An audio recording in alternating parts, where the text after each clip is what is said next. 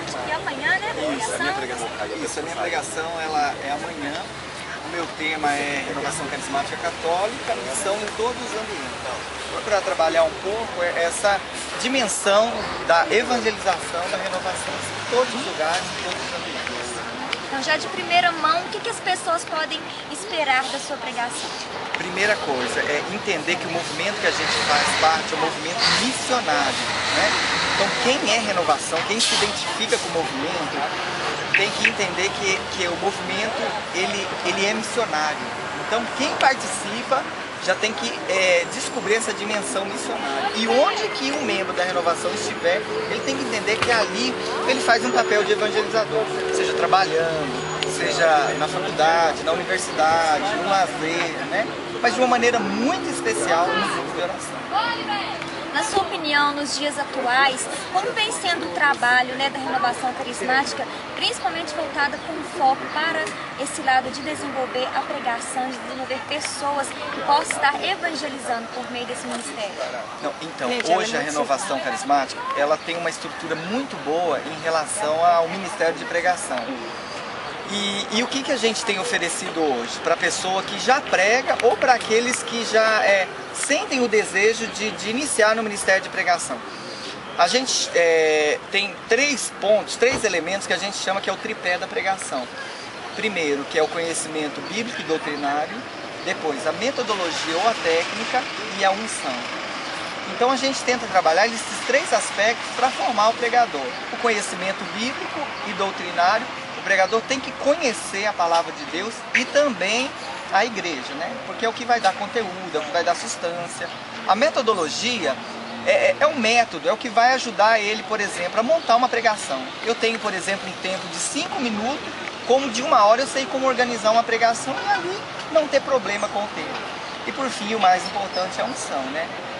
O pregador precisa ter uma vida de oração, precisa ter uma espiritualidade, precisa ter uma vida sacramental, né, frequentar a Santa Missa, ter a sua confissão um dia, né?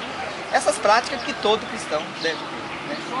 Dentre essas práticas, né, do cristão, como frequentar a missa, você acha que o testemunho é importante também? Importantíssimo, importantíssimo. O pregador, não só o pregador, mas qualquer cristão, ele não pode ser incoerente com aquilo que ele prega. Aquilo que ele prega deve ser assim, um transbordamento daquilo que ele vive, porque nós pregamos com a vida, né? Eu não posso cair na hipocrisia de falar uma coisa e vivenciar outra. O que acontece? Eu estou tornando Jesus um mentiroso, né? Eu estou fazendo a palavra de Deus uma palavra vazia, né? Eu tenho que transbordar com a minha vida. E o testemunho, o que ele faz? Ele arrasta, ele convence. As pessoas, elas ficam mexidas quando ela vê que uma pessoa está vivenciando aquilo passa a ser uma verdade também, um testemunho.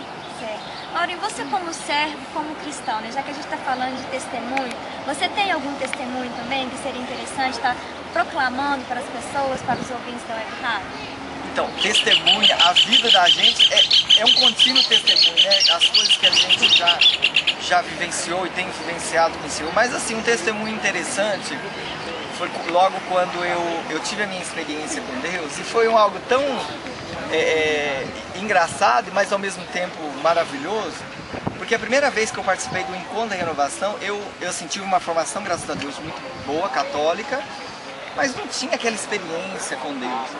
Quando pela primeira vez me convidaram para um evento da Renovação, eu fiquei assim, ao mesmo tempo que eu fiquei maravilhado, eu fiquei assustado, porque eu vi aquela nova forma das pessoas rezarem, aquele novo jeito de mexer, de louvar a Deus, né?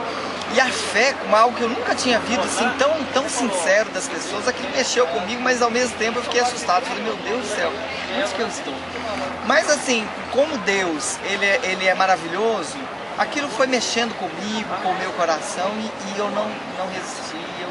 Foi onde que eu tive a minha experiência com Deus, foi naquele momento eu nunca mais fui o mesmo, isso já tem 17 anos. E hoje então você já atua neste ministério de pregação há quanto tempo?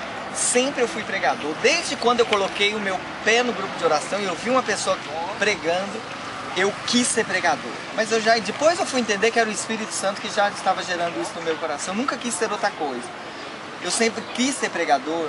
Não gostava de ler, passei a gostar de ler. Não gostava de estudar, passei a gostar de ler. o Espírito Santo foi colocando gosto em mim. Eu que era muito tímido, introvertido, passei a ficar um pouco mais desinibido, né? Mas por quê? Por causa da necessidade do ministério. Aí eu comecei a receber a formação, comecei a ter um acompanhamento das pessoas. Claro que de um primeiro momento não me colocaram para pregar por uma prudência, né?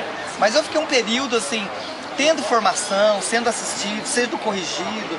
E depois, quando eu fiz a minha primeira pregação, nunca mais. Aí, né, hoje já tem 2 anos, na atual coordenação do Libério, ele me chamou para assumir o Ministério de Pregação na Diocese. Eu já fazia parte do núcleo diocesano, assumi o Ministério de Pregação na Diocese e eu já estou à frente, já tem 3 anos que eu vou à frente do Ministério de Pregação na Diocese. Bom, que Deus continue, né, te iluminando, te abençoando. Amém. Muito nesse seu caminho, neste ministério, para que você possa render cada vez mais frutos, né, arrastando cada vez mais pessoas para dentro da renovação. Amém. Desse seu ministério. Amém, muito obrigado, obrigado pela oportunidade de estar podendo divulgar um pouco e falar um pouco do Ministério de Pregação. Certo. Comunicação Mineira, porta-voz da Boa Notícia.